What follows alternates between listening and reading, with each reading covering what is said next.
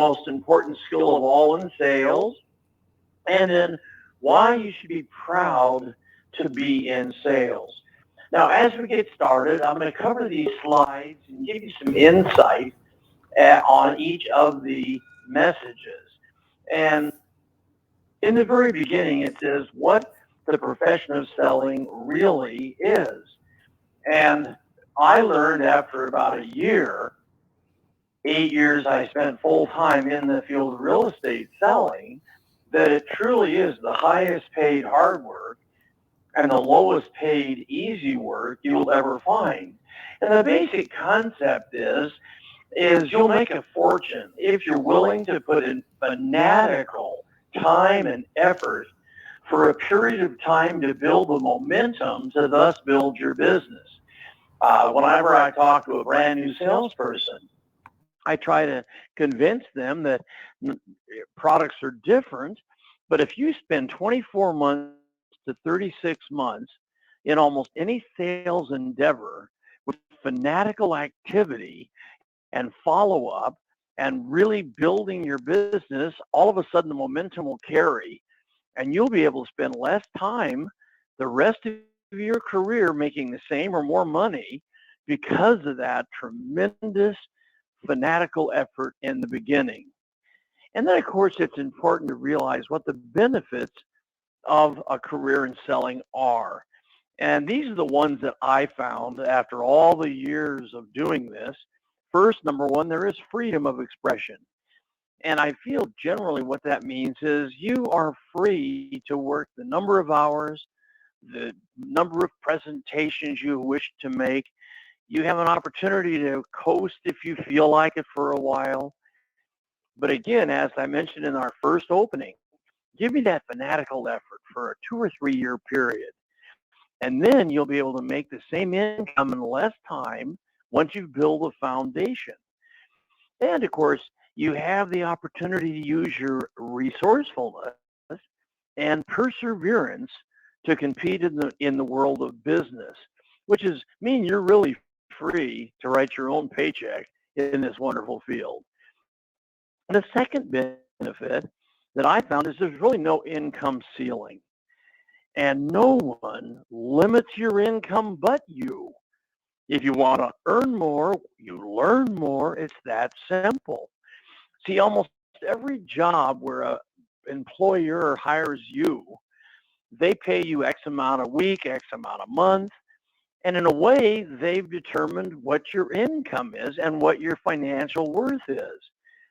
But in selling, you are going to determine it. And the reason it's so exciting is there's no real guarantees. And because of that, the greater the risk, the greater the reward. And the third thing I found over the years is it's rarely, ever boring. Meaning every day is an adventure. For years I've said this. One thing I love about selling is when you open your eyes and wake up in the morning, you have no idea the heights of exhilaration or the depths of depression you can have in the same 12-hour, 15-hour day. So it's an exciting thing to realize.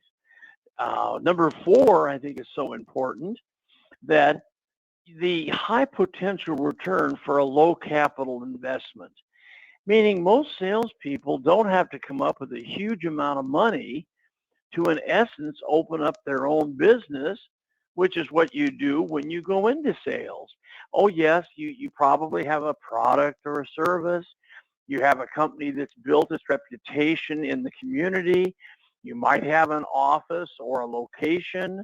Sure, you might have this, and you have leadership and management.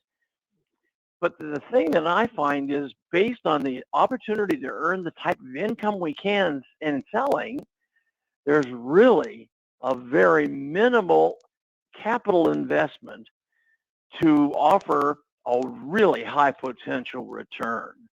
I know I've had friends of mine say, "Guy, it's true. I paid to go to a class. I went and passed my license exam for insurance, and I went into financial services, and I bet I spent $1,000 total to make 2 or 300,000 or more a year. So that's a real benefit that you've got to be aware of. And I mentioned in my opening remarks that I'd love to talk about this next subject, which is the myth of the natural born salesman or salesperson. And let me explain it this way. For years, I have heard from people that say, you're just a natural, or they're a natural born salesperson. And don't miss this concept now. No woman in a delivery room ever gave birth to a top salesperson. We all are born as babies, we mature, we grow. Then, of course, a lot of our long-term happiness and success is tied in with the environment and our upbringing. And so if you are fortunate to be in an entrepreneurship family with a mom and dad that have believed in being in business for themselves or believed in finding a way to own their own business, that's a tremendous advantage in the beginning. But it's so important that we really grasp the concept that no one's born great in sales. They're trained. They follow mentors, hopefully like myself, which I'm flattered to have you on this call, this message. And hopefully you'll say, I'm going to take Tom's ideas, make them mine.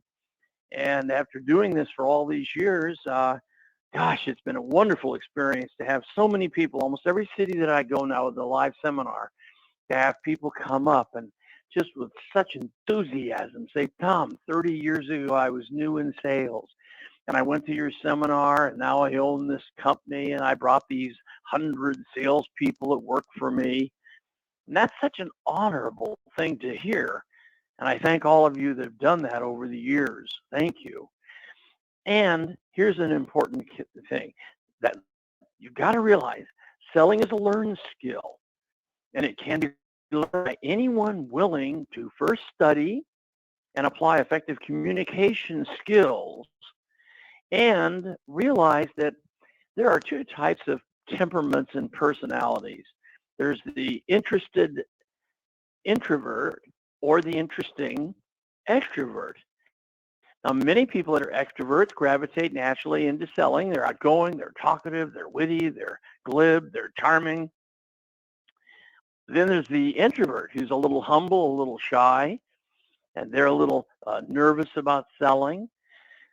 Personally, I would rather take an interested introvert and teach them how to be master questioners and listeners than to take an interested extrovert who is, again, so darn interested in being in control of conversation, so talkative, that they really overwhelm people.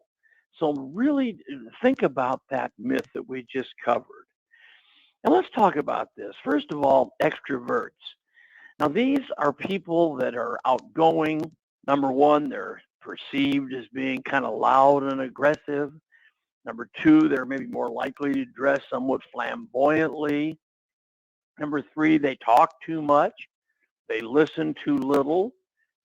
Number four, they want to keep the focus of conversation on themselves. Now, I want you to think about those four concepts, because if that happens to be you, and I hope we can always, during these times together, kind of really be honest with ourselves. If any of those four I just mentioned are you really want to say, that's an area I'm going to work on. I'm going to maybe work a little more conservatively on my dress to relate to the people I work with.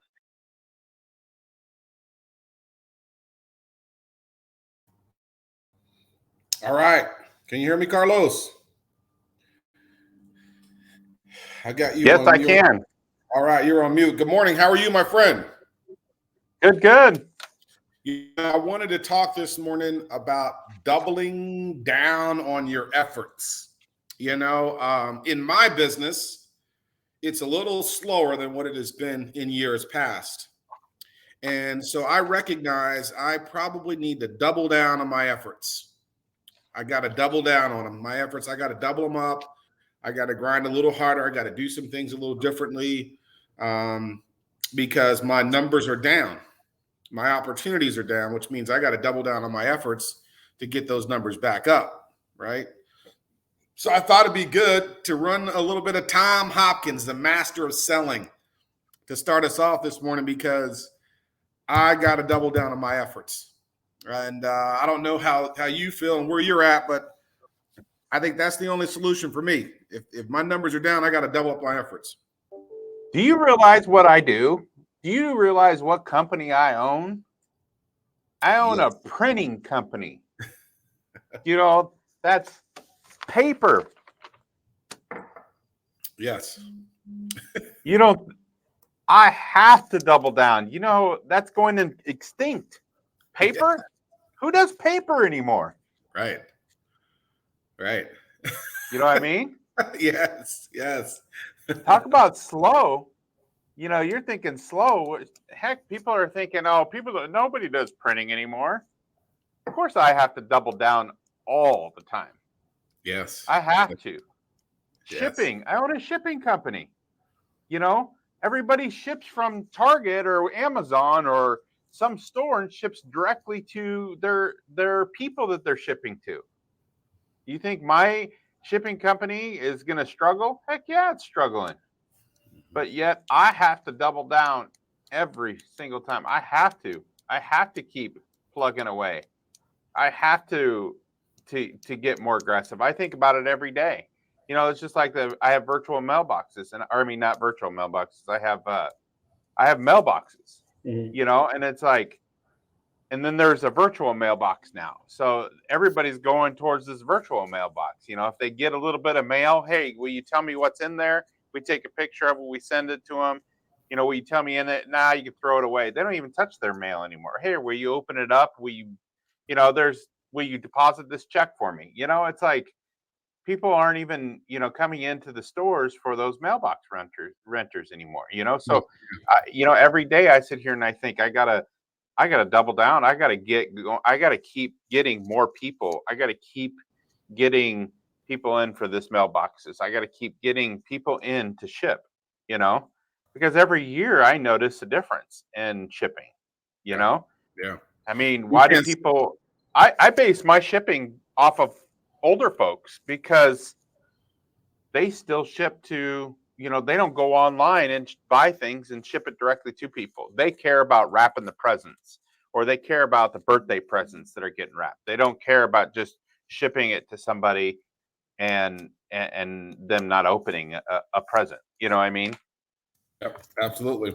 Yeah. So you can't sit back on your laurels of your customer base that you had from last year. Like there's no way. People are changing, the needs are changing, the business is changing. You can't sit back and just rest on the laurels of the business you had in 2021. All the stuff you did in 2020 probably fed 2021. So you can't sit back and hope that's going to roll over to 2022, right? Yeah.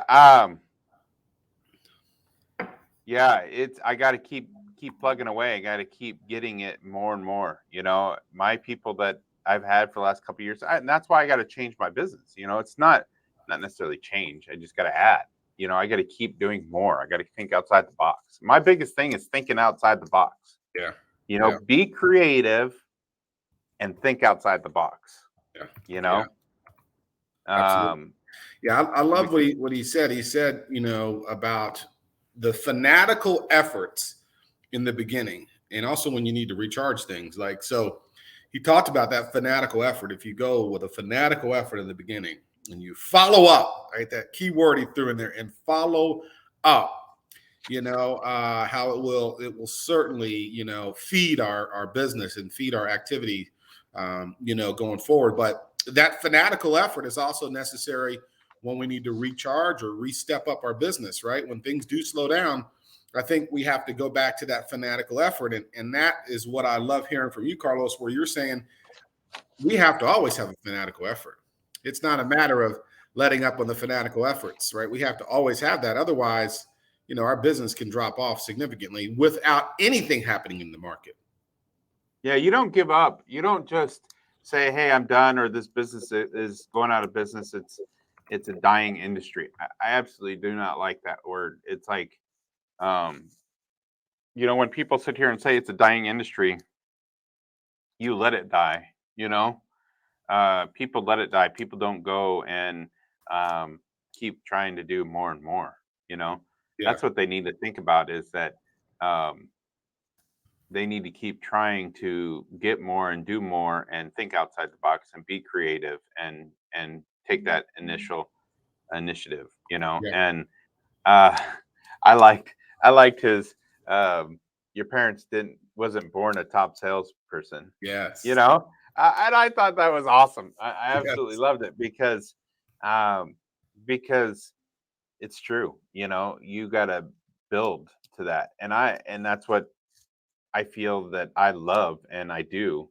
Um, you know, I wasn't born a salesperson. I never thought I'd be a salesperson. You know, um, when I was a kid, I never thought about sales at all. But I wouldn't change anything in my life right now, because no matter what I do, no matter what business I do, or no matter where I'm at, I'm always using sales. You're always using sales. Hmm. You're always trying to add more or build up more, or, like you say, double down. Yeah. It doesn't matter what you do. Everybody does. Everyone, unless you're a factory worker and doing repetition, everybody's always trying to double down on something. Yeah. Well, we And need to. We need to, right? It's necessary that yep, we have to. I like you mentioned that one thing that he said about no one is born a great salesperson, and that's so true. It's a learned activity. But he also mentioned that we have unlimited potential in this field. We have unlimited earning potential. We can earn more if by learning more. And that to me is also a doubling down activity, a doubling down effort. Like, I have to learn more. I can earn more. So if things are slow in one area, I can learn more and continue to earn more. And that's kind of one of the things that, that I've always done that. Like, I never sit back and sit idle on one product or service. I'm always asking, well, what else is out there? What else can we sell? What else can we do? And I never get complacent with just sitting on one thing. So I'm always learning, just like you, right? I'm always learning something new. I remember no less than 3 to 4 times a week of the 5 days we were in the office, in the Remax office when I was out there, you'd come in, or I'd come in your office and you go, hey, did you know this? Because you're always learning and researching stuff. You're like, did you know you can do that? Did you know this? Hey, have you heard about that? And I love that, because it's like, you gotta constantly be learning. Like, that is always. tactical strategy for doubling down on our efforts and earning more, learning more, is always be learning. There's always new things out there. Always new things out there. Yep. You always got to be. You always. I mean, it's that ABL. You always got to be learning, and I believe in it. Every single day of my life, I try to learn something new. Every single day. If it in sales is a big thing. Sales, um, uh, it's just a huge thing that you got to keep trying to be creative and getting more and doing more. It's like, I'm never done. I got a lot to do. I mean, just in the basic sales, just in the basic, you know, getting more clients. And I got a lot to do. I still have a lot to do, and I got a lot of stuff building up, and now I just got to implement it. Yeah. And but it's still way more. You're always hearing somebody's always doing more than you are, Yeah. and so I'm always listening and learning what they're doing, and I need to implement it. Yeah. I need to keep plugging away and implementing what I've learned. And I have so much. And as old as I am, and have many years as I've been doing this, I still have a lot to learn. I still have a lot to do, and I'll do it till this day. I'll go out there and pound pavement every day, just be doing the same things, or doing different things, or adding more stuff. Yeah. Learning more ways. I never forget when I was at Sprint.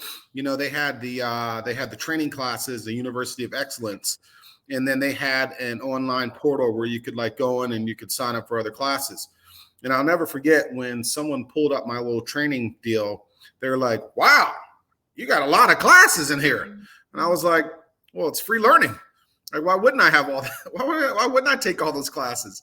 And I was always, and I left Sprint and I went to CVS Caremark. and they had the same system set up, and it was the same way. My director pulled up, he's like, wow, you got a lot of training that you've attended. It's like, yeah, why not, right? But also, it's fun to learn new things, especially when you can apply those and make you more successful in your job. So that's another idea. And I have it on the screen. You got ABL, always be learning, keep learning, right? Because learning more gives us the ability to earn more. That's what Tom Hopkins said, right? Always be learning. Earn more gives you the ability if you learn more, right? And so, it is a low cost of entry in our business. Low cost of entry when you're opening up your own business. When we're in sales, we own our own business. It's a low cost of entry. It's a matter of how much more I want to learn and apply. And these are like doubling down on effort activities, right? Just taking some time to learn more, learn a new product, learn a new service, find a new customer base that we haven't targeted before in the beginning, find something new, someone new, and this is just very small things that can make a big difference. You know what I mean? Yeah. This year I'm going to be taking a lot more classes. And like you said, it's free education. Yeah. Just to learn more about what I'm doing, it's going to be a lot, but I see some other people like, I work a ton and I do a lot of sales. And then I see these other people that are attending these classes, but, they still produce too, but it's like, I need to start doing more classes, and I'm going to, and I got to, because it's just learning, Some people learn from books. Some people read books every morning, all day long, every day, and that's great. You need to, it's either learning, going to classes, watching seminars, doing a webinar now. You can learn classes sitting in a webinar, but you got to keep learning, and then you got to implement it. You got to double down. You got to keep. You got to use those tools. Yeah. I always say, there's people that I know that have tools in their hands and they don't use them. Yeah. And you got to use those tools. Yep. Absolutely imperative. The implementation, Carlos, you said is key, right? That's key. Like you got to implement. And, we've talked about it before, how there's only one thing that needs to be implemented to be successful in whatever we're doing. And sometimes we can be overwhelmed trying to do everything. No, pick one thing. That's it, right? The social media Instagram training that Sheridan McCorkle from Compass Realty presented and did last month. Like there's one thing that I took away from that training, and one thing that I implemented, and I'm still implementing it, and it's made a world of difference on Instagram. I learned how to use Reels, and I learned how to use hashtags, and my followers have increased significantly. My insight activity has increased significantly. She talked about a lot of things, Carlos, a lot of things, but I only needed to do one thing to make a difference. Do you know what happened to me? I got a person who reached out and did an app, and I didn't know who or where they came from. It came from Instagram. I had another person who reached out this week to me, and they were asking about, they said, hey, I've been, turned down for something. My realtor told me to give you a call. Well, you know what I post on a regular basis? Have you been denied lately? Yeah, I saw that last night. I saw it this morning. Yeah. I saw that. Yeah.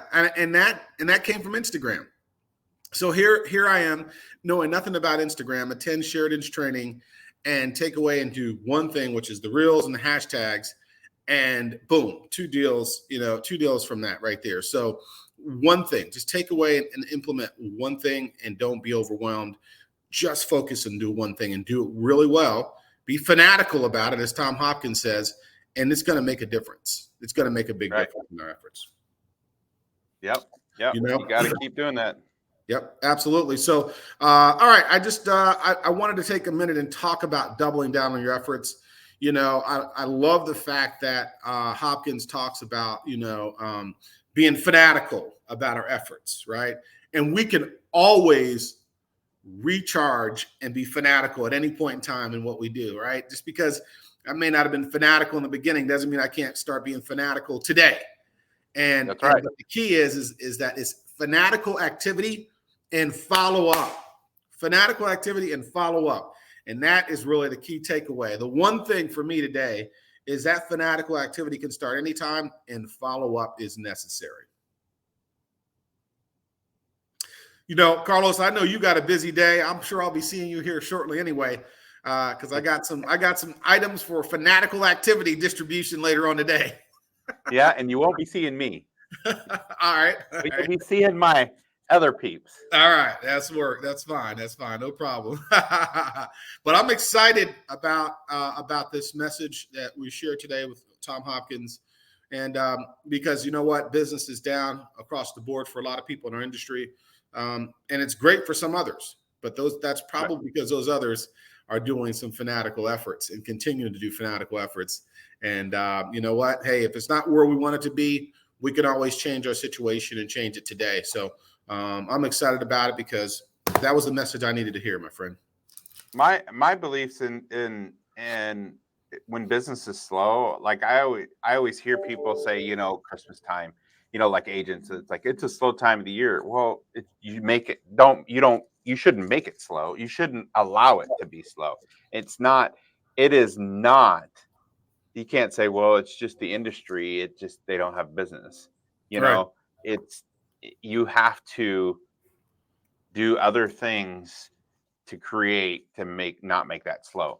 Like I'll give you a perfect example. In July of every year, my mail and copy business, I feel like I'm going to be going out of business. That's how slow it is. You know what I mean? And I learned that early on. I learned that right away. My wife and I were freaking out because we're like, what are we doing wrong? What's going on here?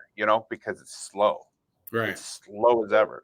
So guess what? Every single year, I'm doing something new and doubling down and figuring out how I can get more business in July because it is super slow. It's a vacation time. Yeah. People are gone. It literally freaks us out every year.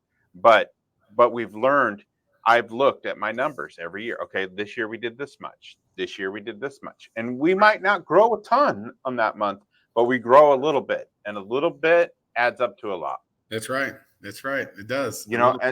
Every single time. People don't, just like I always say, if you do 1% every single day, after 100 days, you're going to get 100%. Yeah, that's right. Absolutely. You know what I'm saying? Yeah. You're going to be 100% better after 100 days. You know what I mean? Yeah. If you implement something every year, this year, I know that I have to get working on it now. Right now, I have to start working for July because I know July's coming and I'm going to beat last July. Right. And I got to figure out what I need to do. I got to learn what I can do, what people are looking for, what I can offer that can help my sales go up in July. And I've been growing a little bit, and then just a little bit adds up to a lot. That's right. Yep, just a little bit, and that's the key, right? It doesn't take big chunks. The best way to eat elephant is piece by piece, right? So that's right. Piece by piece. That's the best way to do it. But yeah, but no, you're good, Carlos. So I'll let you get out of there. I know you got a meeting coming up at 10. I do as well. Got a busy day. Going to be a fun day. Going to be a long, exciting day. We're taking the Home Loan Expert Day to the realtors at the K. So we're excited about that opportunity. We're excited to make it happen. Have you looked outside lately? No, but we're not worried about now. Okay, we focus on the long term. We're not worried about the short term. Fanatical efforts focused on long term. We don't worry about short term. All right, man. I appreciate you. All right, likewise, buddy. We'll see you. Take care. We'll talk to you later. Bye-bye.